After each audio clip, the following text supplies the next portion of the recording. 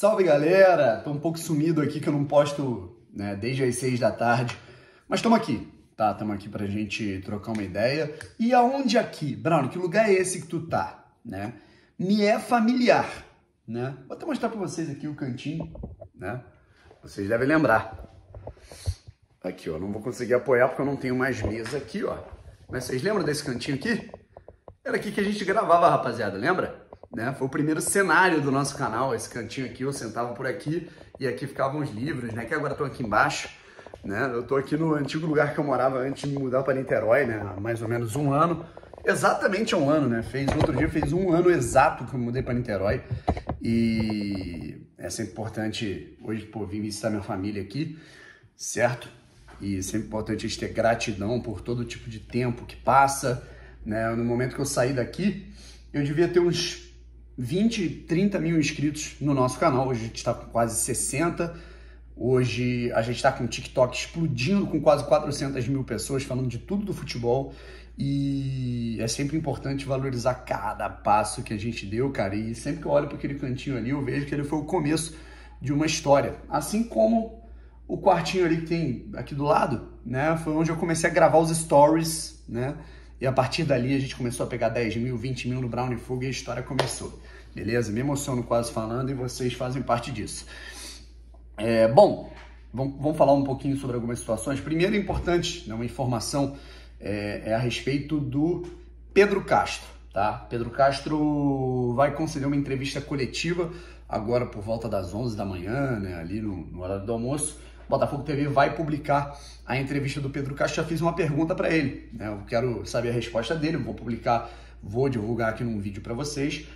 A minha pergunta foi sobre as mudanças táticas do Anderson Moreira em relação ao antigo trabalho. O que ele viu que é preponderante na parte tática, ofensiva, defensiva, para que o time...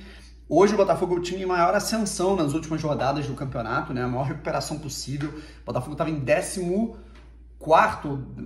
enfim, antes do jogo contra a Confiança, cara, contando com os outros resultados que tinham aí antes daquela partida, o Botafogo estava em 14º lugar, né? Alguns jogos depois, né, cara, o Botafogo tá em 5º, a 1 ponto do G4. Pô, isso é muito interessante, isso é muito importante.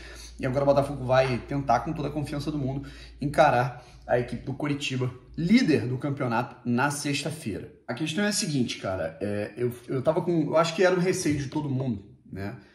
Ver o Botafogo, assim, talvez oscilando, né, nos outros jogos, né? Tirando as primeiras 4 partidas, foram 4 vitórias seguidas, né? O Botafogo venceu o Confiança, depois foi lá e venceu o CSA, depois venceu o Vasco, depois venceu a Ponte Preta. Então foram 4 vitórias seguidas, e aí o próprio Anderson Moreira dizia isso nas entrevistas, né? Deixava isso claro, que a equipe ia oscilar num determinado momento, tanto na parte tática quanto na parte técnica, parte física. Parte técnica porque a equipe é de fato limitada, e alguns jogadores não vão conseguir performar. Nem o Chay, né, jogou bem todos os jogos, né? Ele, por exemplo, contra o Brasil de Pelotas esteve um pouco abaixo, e contra o Guarani ele foi muito mal, né? O Diego Gonçalves é a mesma coisa, ele vai bem nos jogos ali, daqui a pouco ele vai mal no jogo ali, né? O Marco Antônio já mantém regularidade que ele vai mal sempre. Tô brincando, rapaziada. Teve alguns jogos que o Marco Antônio foi bem, não vou ser injusto, não, porque eu tenho implicância com o cara. Mas, enfim, tomara que ele continue, que ele vá bem, né? Embora eu esteja com saudade do Ronald. Deixa eu ver. O próprio Pedro Castro, né, cara? Teve algumas partidas que a gente falou, opa, o cara tá voltando a jogar bem. Não aconteceu. Então é natural que o time oscile tecnicamente, porque o time é limitado. É um elenco limitado, com o orçamento de Série B, com as receitas que o Botafogo tem, e que tem o mesmo nível de outros demais, né, integrantes dessa Série B, que é uma Série B muito equilibrada, cara. Assim, se você pegar o Coritiba, que é líder, e o Vasco, que tá na parte de baixo da tabela hoje, porra, cara, eu não vejo alguma diferença muito brutal, certo? Eu não vejo, putz, cara, o time do Coritiba tá jogando muito melhor, desempenhando muito melhor, isso é fato. Mas não tem uma diferença brutal entre as equipes se você botar peça a peça lado a lado. Né? Mesma coisa o Botafogo Coritiba, mesma coisa... Pô, mano, vou te falar, até o time do Vitória não era pra estar no Z4, né? Então, Isso acontece, né? O time que não performa direito, que não tem uma organização, não tem um planejamento, não encaixa o esquema, o trabalho não é bom, como o trabalho do Chamusca não era bom. É para você ver como é que é bizarro, né, cara? O Chamusca, que estava fazendo uma péssima campanha no Botafogo, agora está no Náutico, que era líder do campeonato, ficou 15 jogos sem perder, e aí quando perdeu, derrocou. Né? Foi embora, já ladeira abaixo. E eu não duvido nada do Chamusca, né, reequilibrar o sistema defensivo da equipe, como ele sabe fazer em clubes médios, né? E colocar o Náutico para girar o motor de novo e tentar brigar pelo G4, não duvido nada. Sabe, o Chamusca tem 2 acessos nos últimos 4 anos, né, na Série B. Né? Foi mal no Botafogo, mas ele pode aprontar aí. Então, a Série B é isso. Esquema tático, né, também é muito importante. O que poderia fazer o Botafogo taticamente oscilar um pouco? O Botafogo, o estilo de jogo fica manjado. Quando uma equipe está vencendo muito, ela vai ficando em evidência. Os adversários se atentam mais, jogam com mais seriedade, com mais força. A gente viu o Brasil de Pelotas metendo a porrada no Chay, no Diego Gonçalves. O Guarani também, né? Batem muito. Apesar de jogarem bem, tá? O time vai ficando sem ideias em algumas circunstâncias de jogo. Como eu falei, eu fico muito preocupado quando o Botafogo leva gols. Né? Parece que o Botafogo ele não sabe reagir naturalmente a um gol sofrido, né? E conseguir marcar mais um gol, conseguir empatar o jogo, conseguir virar a partida, desempatar.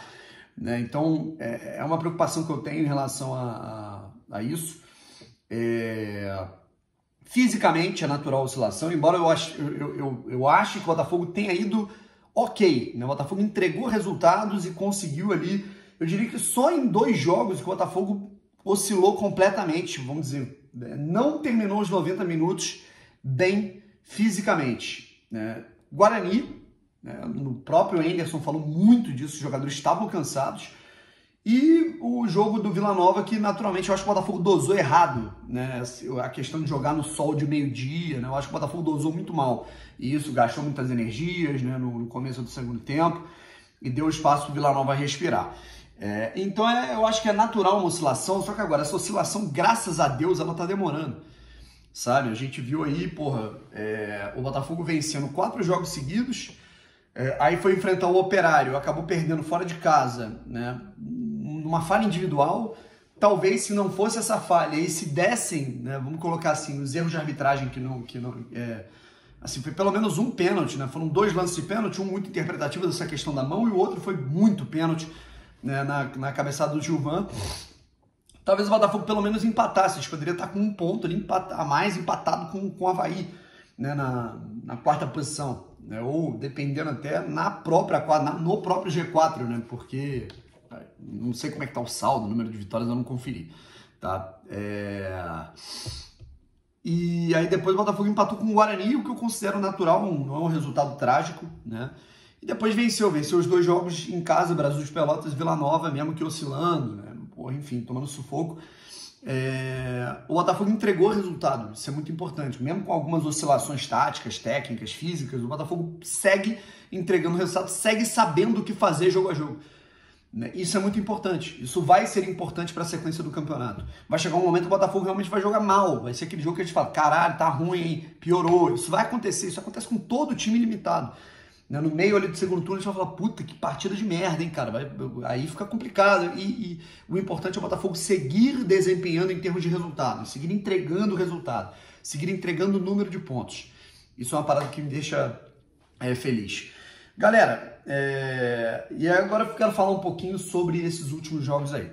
Tirando a partida contra o Guarani, vamos ser realistas aqui então. Nos últimos 4 jogos, o Botafogo teve possíveis 6 pênaltis não marcados. Cara, você sabe o que é isso? 6 pênaltis não marcados. Você tem noção do que é isso? Sabe? Botafogo e Operário, um pênalti no primeiro tempo, poderia ter sido marcado, questão de interpretação, mas no segundo tempo, escandaloso na cabeçada do Gilvan. Botafogo e Brasil de Pelotas, preciso falar nada, além da expulsão, de outros lances, 2 pênaltis não marcados, um no Pedro Castro e um no Mamão. Botafogo e Vila Nova, e se até o pessoal lá da central do apito falou, né? Imagina o que não foi. Pênalti no Rafael Moura, pênalti no chute no braço do jogador do Vila Nova. E detalhe, ontem nós tivemos Fluminense e Atlético Mineiro, jogo válido pelo Campeonato Brasileiro, lá em São Januário. Pênalti do Hulk em cima do Lucas Claro, se eu não me engano. Foi exatamente igual ao lance do Rafael Donato do Vila Nova em cima do Rafael Moura. Até menos escandaloso, porque o Rafael Donato foi, porra, meu irmão, na maldade mesmo. Ficou um galo na cabeça do Rafael Moura, vocês puderam ver as imagens aí que foram divulgadas. No caso do Fluminense, do Hulk, né, cara, ele abre o braço, o cotovelo pega ali no jogador do Fluminense, o pênalti é marcado, né? E o próprio pessoal da Central da Apito disse que, sendo justo, né, cara, eu critico muito esses caras, os comentaristas de arbitragem, mas eles foram justos, eles falaram, ó, não foi marcado um pênalti que aconteceu, né, em relação ao Rafael Moura, né? Então, isso é muito importante a gente enfatizar, cara, né? Porque o VAR que marcou um pênalti, na verdade não o VAR, o pênalti foi marcado pelo árbitro e o VAR não interferiu porque foi pênalti, né? Marcado pela equipe para a equipe do Fluminense, inclusive o Fred bateu o pênalti, né? Fez o gol ali, virou, né, artilheiro de Campeonato Brasileiro e tudo mais.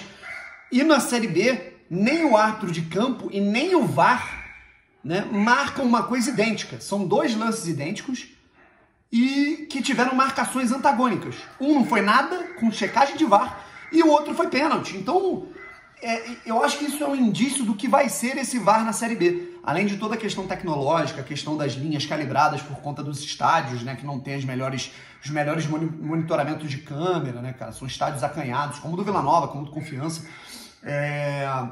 do Brasil de Pelotas, né? A gente tem esse problema da qualidade dos árbitros.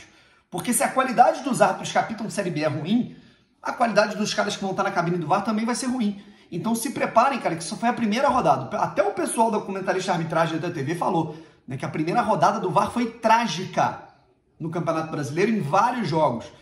Coisa que não foi marcada em falta, lance de pênalti que marcaram o que não foi, lance que não marcaram o que foi.